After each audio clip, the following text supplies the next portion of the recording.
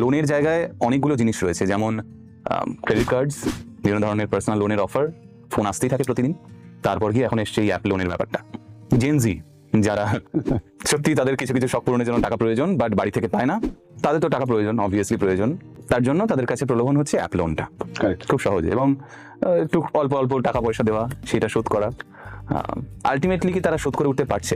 শোধ কি হচ্ছে না, এরও যদি আপনি স্ট্যাটিস্টিক্স দেখেন তাহলে মানে লোন তো নিয়ে ফেলছেন, আর লোনের ইন্টারেস্টটা এতটাই হাই, সে ওই ক্যালকুলেশনটা করছেন না।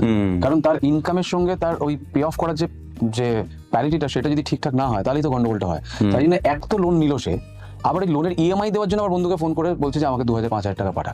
তো ফলে কেরিয়ারের শুরুতেই এরকম একটা সমস্যা পড়তে পড়তে পড়তে কি হয়, যখন সে মানে তার কেরিয়ারের মাঝখানে গিয়ে দাঁড়ায়, তখন মনে হয় আমি এতদিন কি করলাম, আর কিছুদিন বাকি থাকবে রিটায়ার করার বা আপনার অন্যান্য যে বেসিক নিডগুলোকে পূরণ করার, তখন আপনাকে বেশি টাকা দিতে হবে। আর তখন যদি ইনকাম সেই অনুপাতে না থাকে, তাহলে কি করবেন আপনি?